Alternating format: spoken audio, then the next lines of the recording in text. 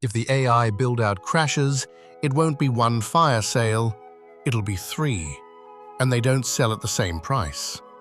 The winners would be whoever can tell one apart from another.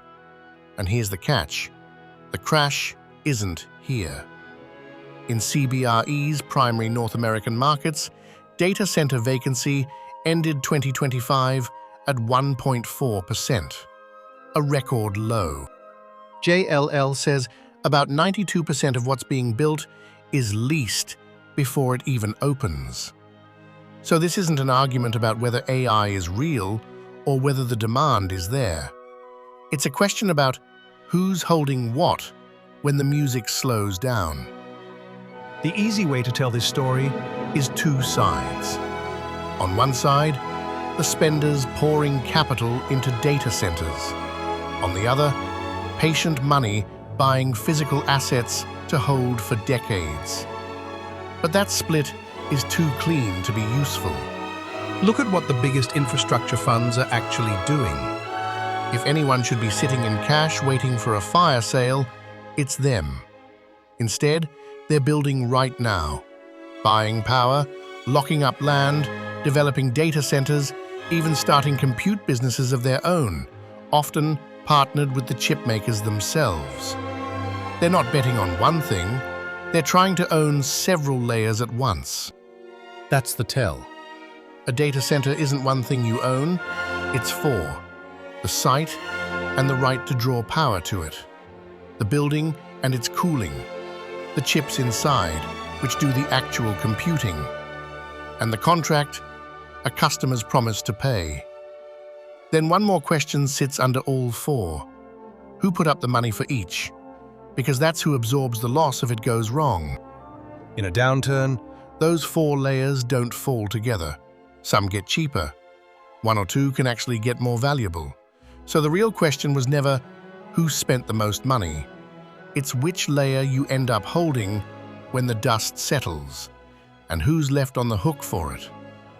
Start with demand, because the whole crash thesis depends on it breaking. The largest cloud companies plan roughly $700 billion of capital spending this year. That's a real signal. But it also measures how hard they're competing, not whether every project earns back its cost. That spending runs far ahead of what AI actually earns. Revenue is measured in tens of billions a year, against infrastructure spend measured in trillions over 5 years. For now, massive corporate cash flows cover it. But capital spending has climbed to nearly half their revenue, and at least one of the giants is expected to burn through its free cash this year. Strong demand and a sustainable return are not the same thing. So why isn't there a crash already? Because low vacancy means nothing's cheap to buy today. That's scarcity, not safety. It doesn't mean a downturn is impossible. It means the test comes later, when that giant wave of construction finishes and has to find tenants to fill it. People watch interest rates for the trigger, and the Federal Reserve held them at 3.5% to 3.75% in June. But rates probably aren't where this breaks. The real risks are quieter: power that arrives late, loans that have to be refinanced on worse terms, too few customers, and the next generation of chips making this one look slow. Sequoia's David Kahn calls 2026 the year of delays. His warning sign isn't a magic occupancy number, it's simpler than that. If the giants start stockpiling their new chips in warehouses instead of installing them, that's the signal the build-out has finally run out ahead of real demand. Worth watching. Not here yet. So, follow the money into one building.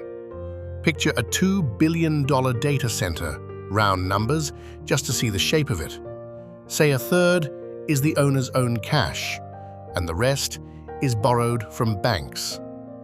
The chips inside might be financed on a separate loan again, and the whole structure leans on one thing: a customer agreeing to pay. Now watch what happens if demand softens. The pain doesn't start with whoever spent the most. It starts where the contract is weakest. When a customer walks, lenders seize the building and land. The developer's equity is wiped out instantly. The chips, financed separately, are repossessed and sold into an already flooded market. 4 layers, 4 different outcomes, and the person who wrote the biggest check is often last in line. Picture 2 of them, identical from the highway. Same concrete, same fences, same blinking lights. One has cheap, transferable power and a 10-year contract with a rock-solid customer. The other has expensive power it must pay for, whether it uses it or not. One unproven tenant and debt that comes due next year. Same building. In a crash, one of them is an asset. The other is a negotiation. That right-hand building isn't hypothetical. There are fast-growing AI clouds today that draw roughly 2/3 of their revenue from a single customer and whose debt has tripled in about a year, with billions of it secured against the chips themselves, which is fine, right up until the moment the chips stop holding their value. That's not a prediction that any of them fail. The strongest are signing bigger, more credit-worthy customers, and their chip suppliers have taken stakes and backstopped some of their capacity. The point was never one company. It's the shape of the risk. Concentrated revenue, debt secured against fast-moving hardware, and lenders watching that collateral very closely. Which raises the question hanging over all that chip-backed debt. Are the chips actually losing value? Everyone expected last generation's H100s to fall fast once newer chips arrived. Instead, the research firm SemiAnalysis found that 1-year rental contracts for those older chips rose about 40% in 5 months, and some are being renewed all the way through 2028. The opposite of the doom story. But be careful with that number. What a chip rents for, what a used chip sells for, and what a whole building is worth are 3 different things. They can move in opposite directions at the same time. A short-term shortage can spike the rental price even while the long-term value of the chip is quietly decaying underneath it. Treating all 3 as one number is exactly how people get fooled. So, sort the 4 layers by what survives. Power that's cheaply priced, actually deliverable, and transferable to a new owner. Paired with a long contract to a strong customer, can get rarer and even more valuable in a crash. At the other end, a half-built shell with no tenant or a stack of aging chips bought on short-term debt turns cheap fast. Not because AI failed, but because nobody specifically needs that thing. To see what isolating that winning layer looks like, leave the data center entirely and look at the power. Recently, a major utility signed a 20-year deal to restart a shuttered nuclear reactor in Pennsylvania, around 800 megawatts, due back online about 2028, and sell its power to a single tech giant. That buyer doesn't own a single chip in the arrangement. It's buying one layer, and the rarest one. And notice the structure. The power flows directly into the regional grid. The buyer contracts for its entire output for 20 years to match distributed data center loads across a dozen states. What it locked up is carbon-free, around-the-clock power on a 2-decade contract, with one of the strongest balance sheets in corporate America standing behind it. Here's why that matters when the reset comes. If a leveraged cloud operator defaults next year, the bank seizes its building, and the used chips flood the market. But a 20-year power contract with a buyer that strong doesn't just evaporate. The hardware and the leverage are the parts that break. The power and the contract are the parts that survive. And watch who's funding it. The federal government lent the operator about $1 billion to bring that reactor back, and regulators have been clearing its path onto the grid. When Washington starts underwriting the power layer directly, it's telling you which part of this whole build-out it treats as too important to fail. That's the layer sitting at the top of the survival ladder. The chips sit near the bottom. But the same contract layer can flip into a trap.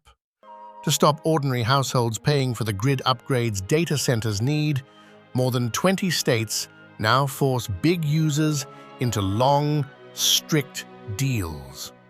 Oregon's adopted terms run 10 to 30 years, bill at least 90% of contracted power, whether you use it or not, and charge penalties to leave early. A strong contract is an asset. A bad one you can't escape is a liability bolted to your balance sheet. So, come back to that 1.4% vacancy and the buyer waiting for a crash. Add it up. Demand hasn't broken, it's still outrunning supply. The risk doesn't sit with the biggest spenders, it sits with the concentrated and the over-borrowed. And the layers that survive a reset are transferable power and strong contracts, not the buildings and not the chips that everyone pictures when they imagine a fire sale. Two ways it can go.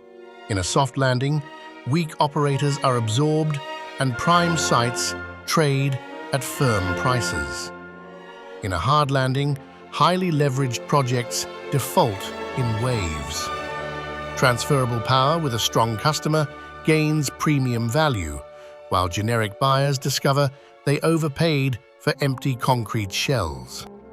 So the careful read isn't that the crash buyers are foolish, it's that waiting in cash through a boom has a real cost, and buying the wrong layer in a bust has a bigger one. Being early and being flat wrong can look exactly the same on a year-end statement. Timing and selection are the whole game. 3 dials tell you which way it tips, and you can watch all 3 yourself. Whether the giants are installing their chips or quietly warehousing them. How the contracts and the debt underneath a project are structured. And the price of older chips, which for now is still climbing, not falling. The day it turns is the day to pay attention. This has happened before, in its own way. Railroads, the telephone network, the early internet, all of them turned out to be essential, and all of them ruined plenty of the people who financed them first.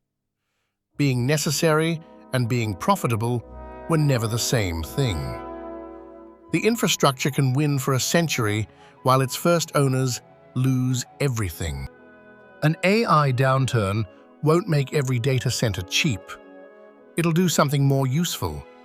It'll expose the difference between a building, a power contract, a rack of chips, and a signed customer. 4 things that looked identical on the way up. The winners won't be the people who guessed a crash was coming. They'll be the people who know which claim survives when it does.